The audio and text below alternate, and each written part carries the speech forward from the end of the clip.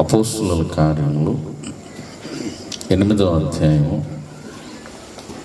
31వ వచనంలో ఇలాగున రాయబడింది. అతడు ఎవడైనను నాకు త్రోవ చూపుకుంటే ఎలాగూ గ్రహింపగలనని చెప్పి రథమెక్కి తనతో కూర్చుండమని ఫిలిప్పును వేడుకొనెను. ఇక్కడ ఒక వ్యక్తి మరొక వ్యక్తితో మాట్లాడుతున్నటువంటి సందర్భం కనపడుతుంది. ఎవడైనను నాకు త్రోవ చూపకుంటే, ఎవడైనను నాకు దారి చూపకపోతే, చెప్పకపోతే, కనపరచకపోతే, నేను అనే ఒకడిని సంగతిని ఎలాగున తెలుసుకోగలను, గ్రహించగలను. మనిషి జీవితంలో గ్రహింపు అనేది అత్యంత అవసరం. వస్తువును గూర్చిన గ్రహింపు అవసరం. ఒక మనిషి మరొక మనిషిని గుర్తించి తన స్థితిగతులు, మనస్తత్వాల్ని గ్రహించవలసినటువంటి ఆ గ్రహింపు, అవగాహనాత్మ అవసరం. ప్రాంతాన్ని, ఏ ప్రాంతాన్ని దర్శించినప్పుడు ఆ ప్రాంతం యొక్క స్థితిగతులను, సంగతులను గ్రహించవలసినటువంటి ఆవశ్యకత ఉంది. ఇంట్లో వంట చేస్తూ ఉన్నప్పుడు సహితం కూడా ఒక మనిషి తన జీవితంలో బియ్యం వండాలంటే ఎంత నీరు వేయాలి, కూరలో ఎంత ఉప్పు వేయాలి, ఎంత కారం వేయాలి అనే గ్రహింపు అవసరం. గ్రహింపు లేకపోతే కూరలో ఉప్పు ఎక్కువైనా, కారం ఎక్కువైపోయినా తినడానికి నోటికి రుచించదు, ఆరోగ్యానికి అంత మంచిది కాదు. కాబట్టి మనిషి యొక్క జీవితానికి ప్రతి విషయంలోనూ అవగాహన కలిగి ఉండడానికి సంగతిని గ్రహించవలసినటువంటి అవసరత ఉంది. ఇక్కడ కందాకి కింద మంత్రిగా పనిచేస్తున్నటువంటి ఒక నపంసకుడు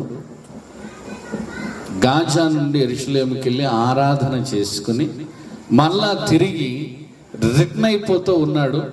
తన రథంలో కూర్చుని ప్రయాణం చేస్తున్నాడు తిరిగి ఇంటికి, తన దేశానికి.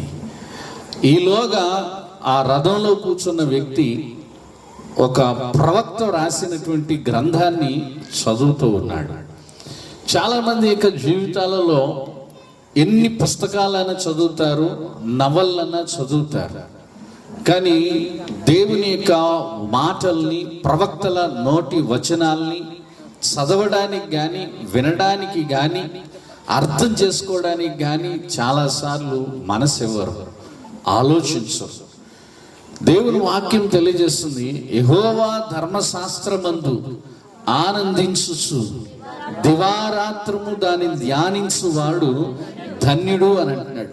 ఇతడు ప్రయాణం చేస్తూ కూడా, గ్రంథస్థం చేస్తూ సంగతిని గ్రహించడానికి ఇష్టపడుతూ ఉన్నాడు, కానీ తనకి అర్థం కానటువంటి పరిస్థితిలో ఉన్నాడు. ఈలోగా అదే అరణ్య మార్గములో ఒక వ్యక్తి, ఫిలిప్పు అనే వ్యక్తి ఉండగా, దేవుని ఆత్మ ఫిలిప్పును ప్రేరేపించగా, అతడు రథం మీద ప్రయాణం చేస్తున్నటువంటి ఆ వ్యక్తిని వెళ్ళి కలుసుకోమని చెప్పగానే దేవుని ఆత్మ చేత ప్రేరేపింపబడిన అతను ఆ రథం వెనుకబడి పరిగెత్తి అతనితో మాట్లాడుతూ ఉన్నాడు.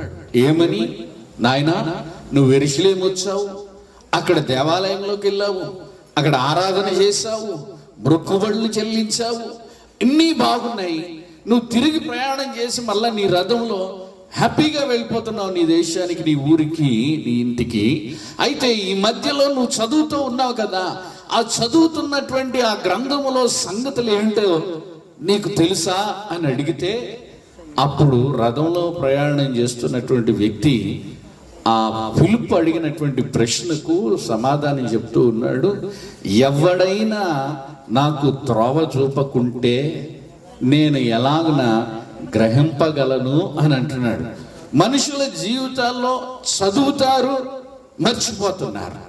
మనుషుల జీవితాల్లో వింటున్నారు, సంగతి మర్చిపోతున్నారు. నాకు అవసరం లేదులే అని అనుకుంటున్నారు, నాకెందుకులే అని అనుకుంటున్నారు, నాకు వద్దులే అని అనుకుంటూ ఉన్నారు. మనిషిని యొక్క జీవితంలో ఏది అక్కరలేనిది లేదు.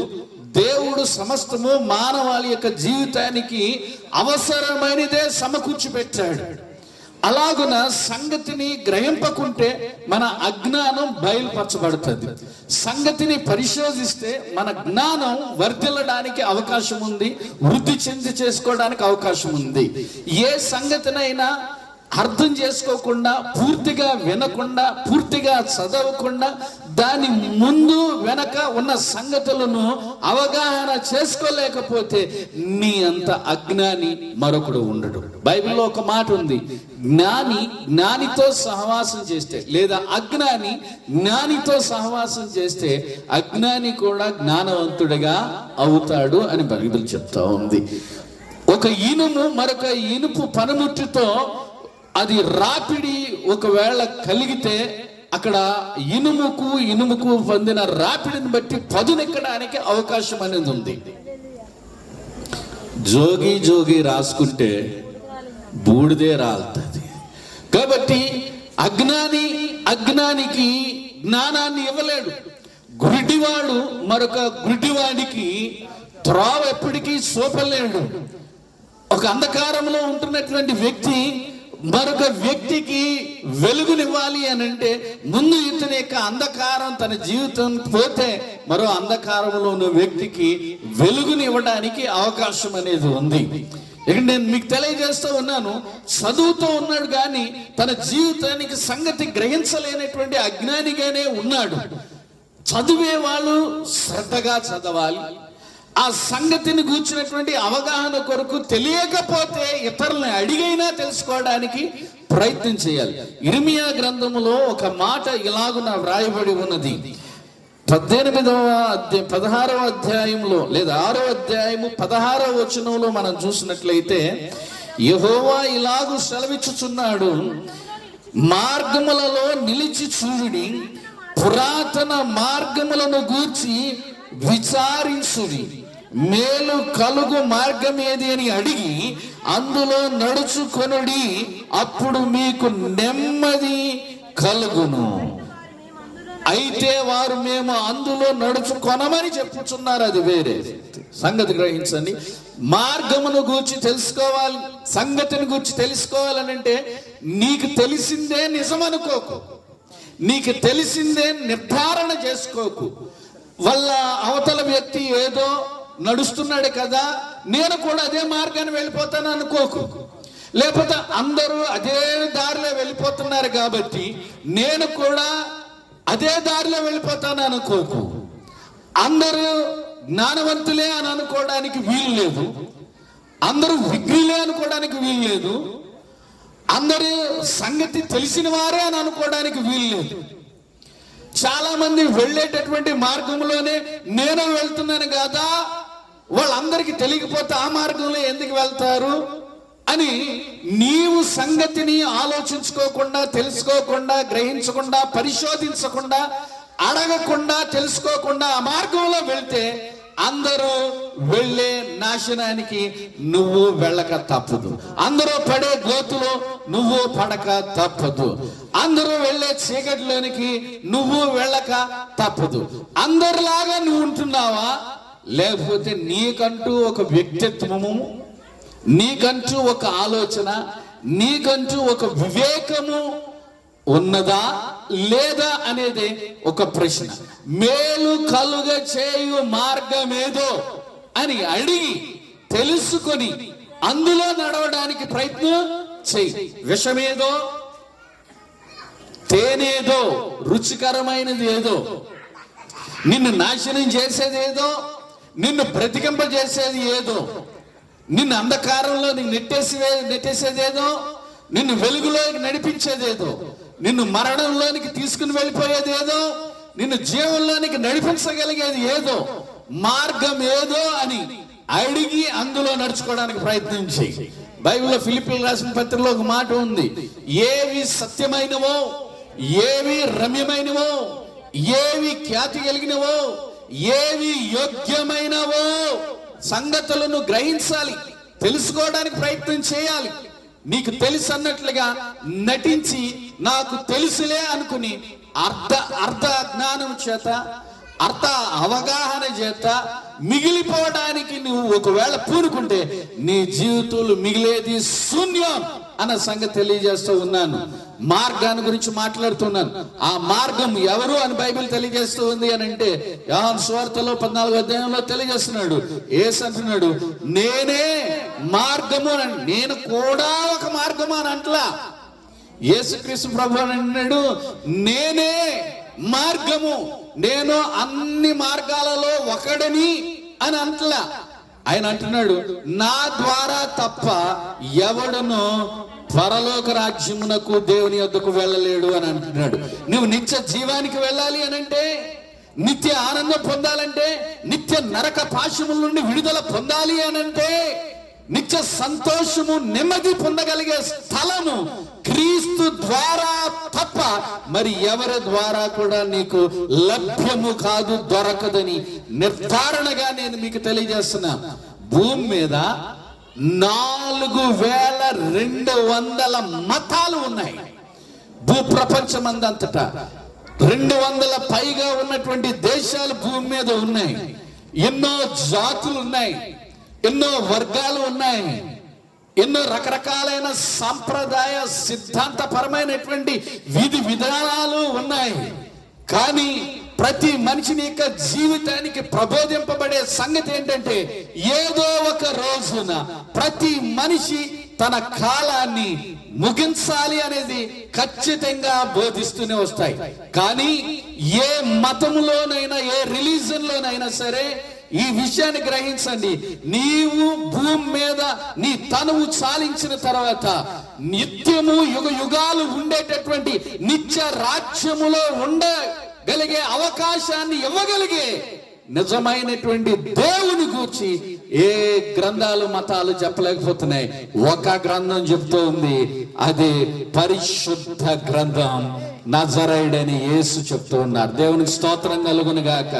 ఈయన ద్వారా తప్ప తండ్రి యొద్దకు చేరడం అనగా నిత్య జీవానికి వెళ్ళడానికి వేరే హేతువు లేదు, వేరే ఆధారం లేదు, వేరే నియమం లేదు, వేరే సాంప్రదాయం లేదు, వేరే వర్గ విధానాలు లేవు.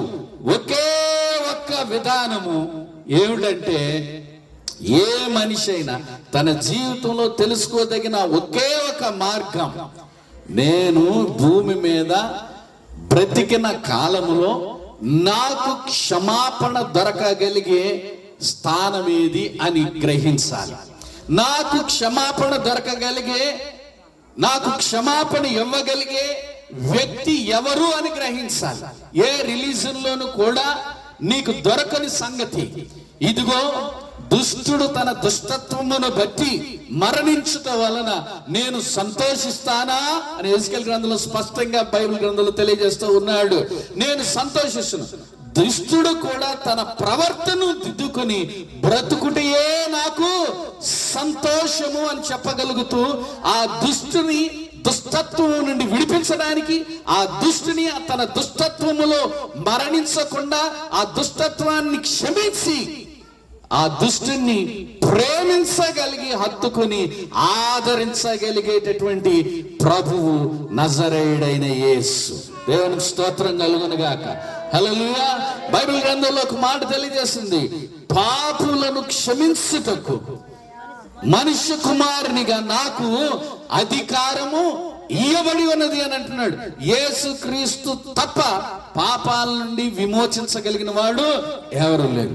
మత్తయి సువార్తలో 1వ అధ్యాయంలో తెలియజేస్తుంది, ఆయనే తన ప్రజల పాపముల నుండి విడిపించును గనుక ఆయనకు యేసు అని పేరు పెడతారనింది. బైబిల్లో తెలియజేస్తూ ఉంది. లూకా సువార్తలో నశించిన దానిని వెదకి రక్షించుటకు మనుష్య కుమారుడు భూమి మీదకి వచ్చాను అని అంటున్నాడు. తిమోతిలో 1:15 వచనంలో తెలియజేస్తుంది, 1 తిమోతిలోను, పాపులను రక్షించుటకు క్రీస్తు యేసు ఈ లోకమునకు వచ్చిన మాట నమ్మదగినది, పూర్ణ అంగీకారమునకు యోగ్యమునై ఉన్నది అని మాట్లాడుతోంది.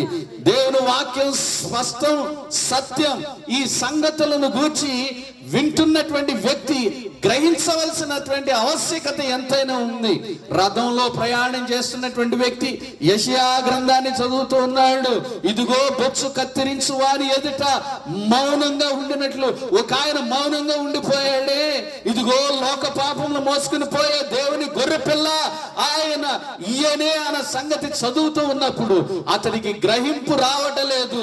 ఇదిగో లోకములో ప్రతి మనిషి కూడా పాపములో పుట్టినవాడు. తల్లి పాపములో గర్భము ధరించింది. పాపము నుండి విడిపించడానికి మనుష్యుడు ఇష్టపడవలసినటువంటి ఆవశ్యకతను గురించి రాత్రి మీతో మాట్లాడుతూ ఉన్నాను. ఈ సంగతి ఆ రథంలో ప్రయాణం చేస్తున్నటువంటి ఆ వ్యక్తి గ్రహించలేకపోతూ ఉన్నాడు. అతను ఫిలిప్పుతో మాట్లాడితే ఫిలిప్ అని అంటూ ఉన్నాడు, నువ్వు గ్రహిస్తున్నావా అని అంటే ఆ మనుషుడు అంటున్నాడు కదా, నాకు ఎవరైనా త్రోవ చూపకుంటే నేను ఎలాగునా గ్రహిస్తున్నాను. ఇక్కడ కూర్చున్నటువంటి ఇంతమంది ఇంట్లో పని పాటలు లేక రాలేదు, ఇంట్లో లేకపోతే ఆ విధి ఆ బిడ్డలు లేక పని కట్టుకుని ఇక్కడికి రాలేదు, లేకపోతే ఇక్కడికి వస్తే డబ్బులు ఖర్చు అయిపోతాయని ఆలోచించి ఆగిపోలేదు, వచ్చారు. కష్టమైన బాధ అయినా శరీరం సహకరించినా సహకరించకపోయినా ఇక్కడ విద్యావంతులు ఉన్నారు, జ్ఞానులు ఉన్నారు, పెద్దవారు ఉన్నారు. ఎందుకు వచ్చారు? ఒకప్పుడు మన జీవితాల్లో గ్రహింపు లేదు. నా జీవితంలో కూడా గ్రహింపు లేదు. నా బ్రతుకులో దేవుని గుర్చినటువంటి జ్ఞానం లేదు. సంగతిని గ్రహించలేకుండా ఉన్నాను. ఒకానొక సమయంలో దేవుని యొక్క వాక్యం తెలియజేసింది, మారు మనసు పొందండి. మారు మనసు పొందకపోతే నిత్య నరకాగ్ని దండన ఉంది, దాని నుండి తప్పించువాడు ఎవడునో లేదు. ఇదిగో ఇప్పుడే గొడ్డలి చెట్ల వేరును ఉంచబడ్డది, ఫలింపని ప్రతి చెట్టు నరకబడి అగ్నిలో పడవేయబడుతుంది. ఈ సంగతులు చెప్తున్నప్పుడు నేను విన్నాను, సంగతి గ్రహించాను. ప్రతి ఒక్కడు అపొస్తలుల బోధ యందును, ప్రార్థన యందును, రొట్టె విరుచట యందును ఎడతెగక ఉండాల్సిన అవసరతను గురించి మాట్లాడింది బైబిల్లో ఉన్న సంగతులు. ఈ సంగతులు నేను విన్నాను, గ్రహించాను. అయ్యో, నిత్య జీవాన్ని పొందాలి అని అంటే నేను ఏ గ్రంథస్థం చేస్తే వెళ్తాను, ఏ మార్గం గుండా వెళ్తే నేను వెళ్ళగలను, ఎవని వల్ల నాకు విడుదల దొరుకుతుంది అని సంగతులను గ్రహించడానికి పూనుకొని అలాంటి గొప్ప లక్షణాలు కలిగి మానవాళికి విమోచన కలుగజేయగలిగేటటువంటి వ్యక్తిని నేను కనుగొన్నాను అని. దేవునికి స్తోత్రం కలుగును గాక. బైబిల్ గ్రంథంలో సంగతులను చూసినట్లయితే ధర్మ శాస్త్రోపదేశకుడు నికోదేము అనే వ్యక్తి ఒకడు ఉన్నాడు. అతని జీవితంలో కూడా రహస్యముగా ఒకానొక సమయంలో రాత్రి వేళ యేసు ప్రభువుని కలుసుకున్నాడు. నిత్య జీవం పొందాలి, నేను ఏం చేయగలగాలి అని అంటాడు. ఒక యవనస్తుడు వస్తాడు, యేసు ప్రభువుని అడుగుతా ఉంటాడు. అతడు కూడా అంటాడు, నేను చిన్నప్పటి నుంచి ఆ ధర్మశాస్త్రంలో ఉన్న ప్రతి ఆజ్ఞను పాటిస్తూ ఉన్నాను, నిత్య జీవం పొందాలంటే నేను ఏ మంచి కార్యం ఇంకా చేయాలి?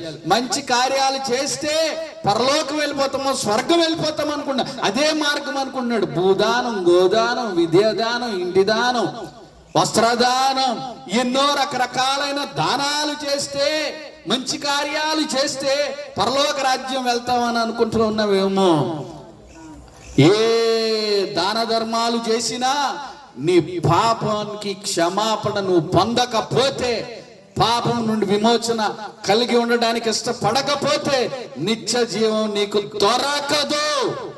మనశ్శాంతి లేకుండా కృంగిపోతూ ఉన్నావేమో. నువ్వు ఎక్కడున్నప్పటికీ కూడా ఈ రాత్రి నీ ఇంట్లో నీ తలుపు తట్టుకుని ఈ స్వరం నీ చెవుల వరకు వస్తూ ఉంది. నిన్ను ప్రేమించి సంగతులు నీ వరకు తీసుకొస్తున్నాడు దేవుడు. మేమెవరం గొప్పవారం కాదు, దేవుడు నిన్ను ప్రేమించి సంగతులు తెలియజేస్తున్నాడు. గ్రహించు, ఇప్పటికైనా గ్రహించు. సంగతిని తెలుసుకోవడానికి ప్రయత్నం చేయి. నిన్ను బట్టి ఇక్కడ ఎవరు సంపన్నులు అవడానికి, నిన్ను ప్రేమించి పెట్టిందే గాని సంపన్నులు అయిపోయి బ్రతకడం కొరకు, బ్రతుకు తెరువు కొరకు ఇక్కడ మందిరం అనేది పెట్టబడలేదు. దేవుడు నిన్ను ప్రేమించి ఇక్కడ మందిర స్థాపన జరిగించాడు. నేను మీతో మాట్లాడుతూ ఉన్నాను, మందిరం యొద్దకు రండి. రిలీజియన్ పట్టుకొని, మతాన్ని పట్టుకొని, వర్గాన్ని పట్టుకొని, జాతిని పట్టుకొని, సంప్రదాయాలు పట్టుకొని నీ ఆత్మను నాశనానికి నడిపించుకోవద్దు. నీ శరీరాన్ని విడిచిపెడితే నీ ఆత్మ, నీవు శరీరాన్ని ఒక్క పూట ఉంచాలా, 2 పూటలు ఉంచాలా, ఈ శవాన్ని తీసి పారేయండి అని చుట్టుపక్కల ఉన్న నీతో తిరిగిన వారు, నీతో కూర్చున్న వారు, నీతో కలిసి తిన్నవారు, త్రాగిన వారు తీసేయండి అని అంటారే గాని నిన్ను ఉంచమని ఎవ్వరు కోరరు. నువ్వు శవం శరీరంగా, కానీ నీ ఆత్మ యుగయుగాలు జీవిస్తూ ఉంటది. అగ్ని ఆరదు, పురుగు చాదు. ఒక మాట చెప్పి నేను ముగించడానికి ప్రయత్నం చేస్తాను. ఏప్రిల్ రాసినటువంటి పత్రికలో ఒక మాట పరిశుద్ధ గ్రంథములో తెలియజేస్తూ ఉంది. 12వ అధ్యాయం 4వ వచనంలో అంటున్నాడు, మీరు పాపముతో పోరాడుటలో రక్తము కారునంతగా ఇంకా దానిని ఎదిరింపలేదు. క్రైస్తవులు ఎదిరించడానికి పూనుకుంటూ ఉన్నారు.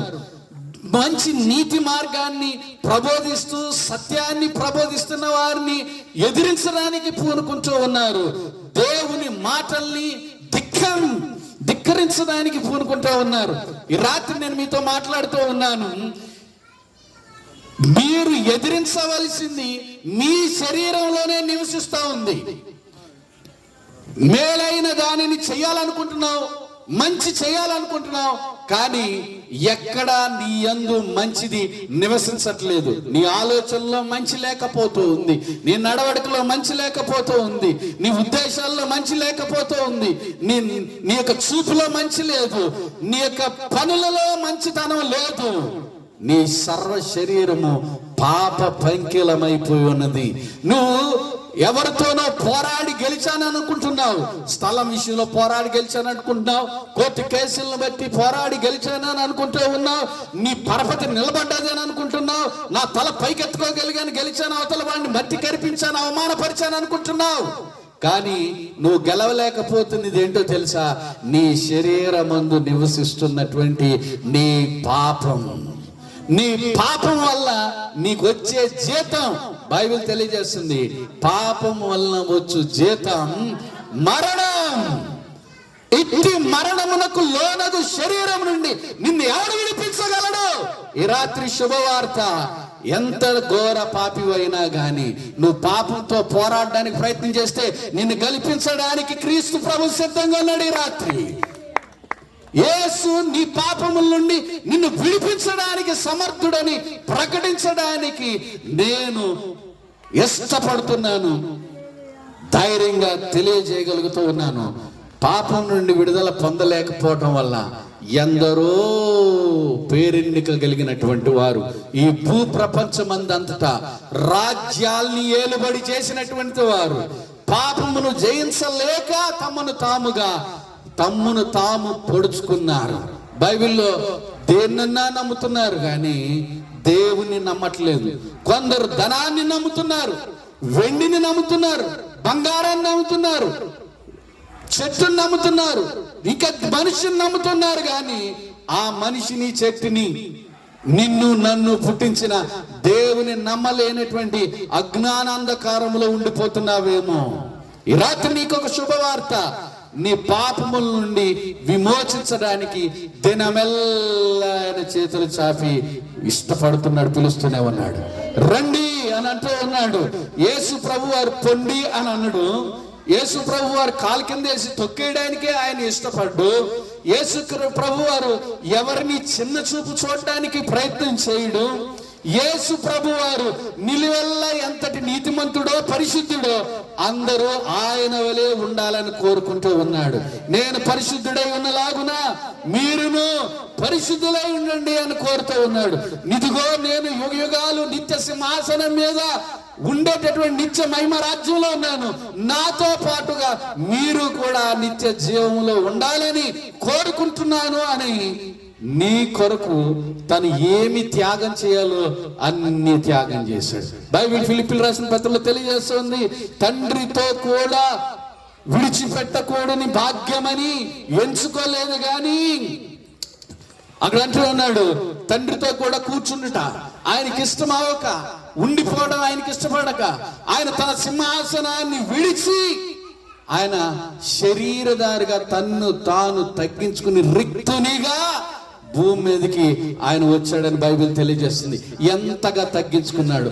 భూమి మీదకి వచ్చిన తర్వాత ఆయన ఎంతగా తగ్గించుకున్నాడంటే ఆయన వెంబడి వచ్చే ప్రతి వారిని కనికరించడానికి, విధవరాల్ని పరామర్శించడానికి, చీకట్లో ఉన్న వారికి విడుదలను ఇవ్వడానికి, ఓసకాళ్ళు చేతులు కలిగినటువంటి వారికి, నిస్సహాయ స్థితిలో పడిపోయినటువంటి వారిని ఆదరించడానికి, ఆకలి కొనినటువంటి వారికి ఆహారము పెట్టడానికి